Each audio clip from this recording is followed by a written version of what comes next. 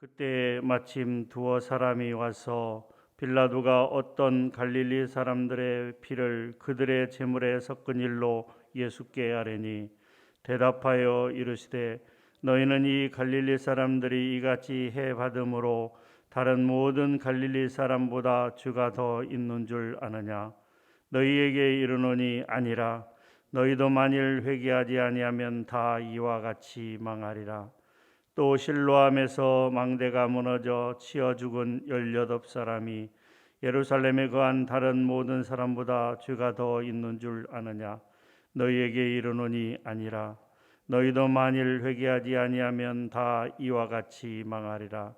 이에 비유로 말씀하시되 한 사람이 포도원에 무화과 나무를 심은 것이 있더니 와서 그 열매를 구하였으나 얻지 못한지라. 포도원지기에게 이르되 내가 3년을 와서 이 무화과 나무에서 열매를 구하되 얻지 못하니 찍어 버리라. 어찌 땅만 버리게 하겠느냐? 대답하여 이르되 주인이여 금년에도 그대로 두소서. 내가 두루 파고 거름을 주리니 이후에 만일 열매가 열면 좋거니와 그렇지 않으면 찍어 버리소서 하였다 하시니라. 예수께서 안식일에 한 회당에서 가르치실 때 18회 동안이나 귀신 들려 앓으며 꼬부라져 조금도 펴지 못하는 한 여자가 있더라. 예수께서 보시고 불러 이르시되 여자여 내가 네 병에서 놓였다 하시고 안수하시니 여자가 곧 펴고 하나님께 영광을 돌리는지라. 회당장이 예수께서 안식일에 병 고치시는 것을 분내어 무리에게 이르되 일할 날이 엿새가 있으니 그 동안에 와서 고침을 받을 것이요 안식일에는 하지 말 것이니라 하거늘 주께서 대답하여 이르시되 외식하는 자들아 너희가 각각 안식일에 자기의 소나 나귀를 위안간에서 풀어내어 이끌고 가서 물을 먹이지 아니하느냐? 그러면 18해 동안 사탄에게 매임받은 이 아브라함의 딸을 안식일에 이 매임에서 푸는 것이 합당하지 아니하냐? 예수께서 이 말씀을 하시네 모든 반대하는 자들은 부끄러워하고 온 무리는 그가 하시는 모든 영광스러운 일을 기뻐하니라. 그러므로 예수께서 이르시되 하나님의 나라가 무엇과 같을까? 내가 무엇으로 비교할까?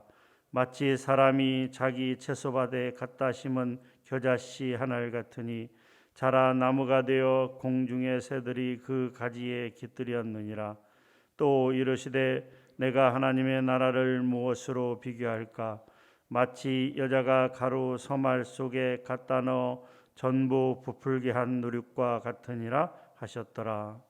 예수께서 각 성, 각 마을로 다니사 가르치시며 예루살렘으로 여행하시더니 어떤 사람이 여짜오되 주여 구원을 받는 자가 적으니이까 그들에게 이르시되 좁은 문으로 들어가기를 힘쓰라. 내가 너희에게 이르노니 들어가기를 구하여도 못하는 자가 많으리라. 집주인이 일어나 문을 한번 닫은 후에 너희가 밖에 서서 문을 두드리며 주여 열어주소서 하면 그가 대답하여 이르되 나는 너희가 어디에서 온 자인지 알지 못하노라 하리니 그때 너희가 말하되 우리는 주 앞에서 먹고 마셨으며 주는 또한 우리의 길거리에서 가르치셨나이다 하나 그가 너희에게 말하여 이르되 나는 너희가 어디에서 왔는지 알지 못하노라. 행악하는 모든 자들아 나를 떠나가라 하리라. 너희가 아브라함과 이삭과 야곱과 모든 선지자는 하나님 나라에 있고 오직 너희는 밖에 쫓겨난 것을 볼 때 거기서 슬피 울며 이를 갈리라.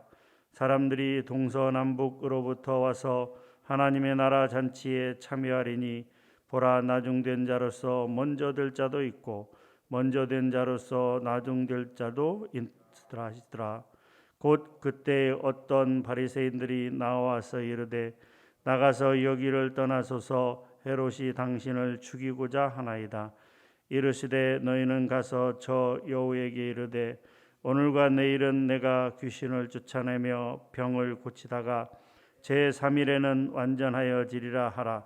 그러나 오늘과 내일과 모레는 내가 갈 길을 가야 하리니 선지자가 예루살렘 밖에서는 죽는 법이 없느니라.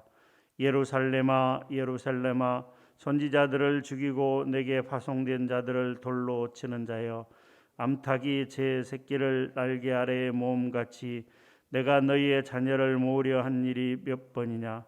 그러나 너희가 원하지 아니하였도다. 보라, 너희 집이 황폐하여 버린 바 되리라. 내가 너희에게 이르노니 너희가 주의 이름으로 오시는 이를 찬송하리로다 할 때까지는 나를 보지 못하리라 하시니라. 아멘.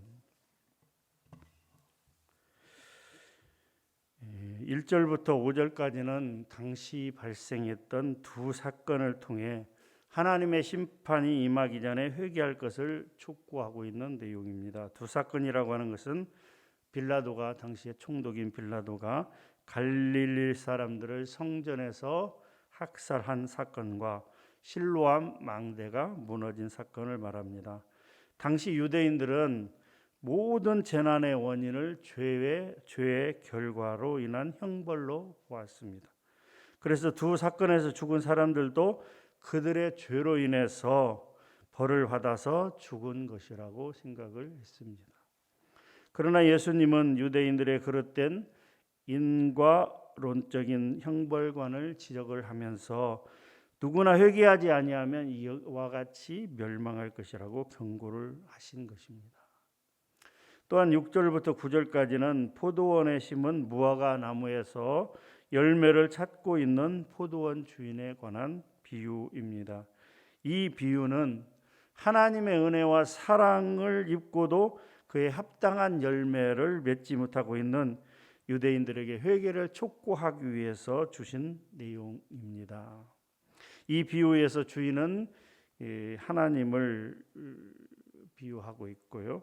포도원은 이스라엘을, 무화과 나무는 이스라엘 백성들, 그리고 포도원지기는 예수님을 상징하고 있습니다.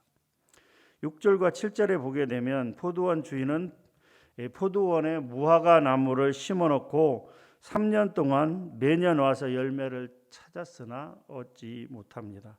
이에 포도원지기에게 그 무화과 나무를 찍어 버리라고 하였습니다. 어찌하여 땅만 버리게 하겠느냐라고 말씀하십니다.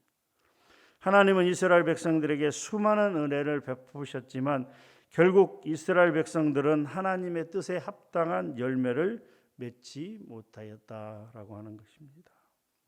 사랑하는 성도 여러분, 이 말씀은 오늘 우리에게 주시는 경고이기도 한 것입니다. 우리는 하나님의 은혜로 구원받은 백성들입니다. 하나님은 우리를 택하여 세상 사람들에게 베풀지 않은 많은 은혜를 주셨습니다. 특별히 구원의 은혜를 우리에게 허락하여 주셨습니다.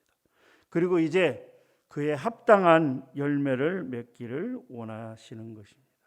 그렇게 우리는 하나님의 은혜에 감사하며 하나님의 백성들로서 합당한 삶을 살아가야 된다라고 하는 것이죠.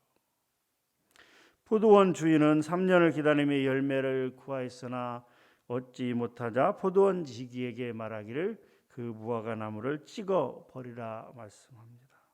그러나 포도원 지기는 주인에게 한 번만 더, 한 해만 더 기회를 달라고 요청합니다. 자신이 무화과 나무를 잘 돌보겠다라고 이렇게 얘기를 합니다. 열매를 맺을 수 있도록 1년 더 돌보겠다라고 이야기합니다.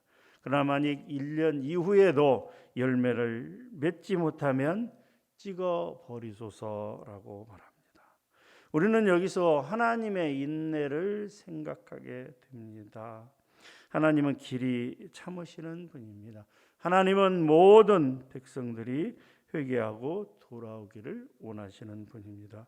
사랑하는 성도 여러분, 나만 구원을 받았다고 해서, 우리 가족만 구원을 받았다고 해서 모든 것이 끝난 것이 아니다라고 하는 것이죠. 하나님은 하나님의 택한 백성들이 돌아오기를 기다리고 계신다라고 하는 것입니다.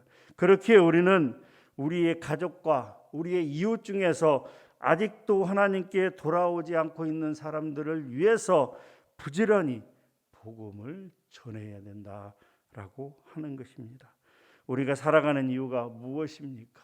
잘 먹고 잘 살기 위해서 그런 것이 아니고 하나님을 기쁘시게 하는 삶을 살아가기 위한 것입니다. 하나님이 가장 기뻐하는 것이 무엇일까요? 바로 하나님의 말씀, 복음을 전하는 것입니다. 사랑하는 성도 여러분, 우리는 하나님을 기쁘시게 하는 삶을 살아가기를 원하는 것입니다. 하나님의 회개를 위한 기간에는 끝이 있습니다. 하나님은 인내하시는 분이지만 하나님은 끝까지 참으시지는 않습니다. 하나님의 인내 기간도 끝이 있다라고 하는 것이죠. 그렇게 우리는 하나님의 인내를 결코 가볍게 생각해서는 안 됩니다. 회개를 촉구하는 하나님의 인내는 영원히 계속되는 것이 아니라 반드시 끝도 있음을 깨달아야 된다라고 하는 것이죠. 따라서 우리는 이처럼 각종 사건을 통해 경고하시며 회개의 기회를 주시는 이때 더욱 깨어 근신하며 회개와 전도의 열매를 맺음으로 다가오는 주님의 재림과 심판에 대비하는 슬기로운 성도들이 다 되어야 할 줄 믿습니다. 사랑하는 성도 여러분, 오늘 하루의 삶이 그러한 삶이 되었으면 좋겠습니다. 먼저 우리 자신들이 열매를 맺는 합당한 하나님이 기뻐하시는 그런 삶을 살아가며 또한 우리 주변 이웃들에게 하나님의 복음을 전하기 위해서 애쓰고 힘쓰는 그런 삶이 되기를 주님의 이름으로 간절히 부탁합니다. 하나님 감사합니다. 오늘 또 누가복음 13장 말씀을 우리에게 주시니 감사합니다. 우리 다 같이 그 말씀을 읽고 그 뜻을 잠시 서로 나누었습니다. 그렇습니다.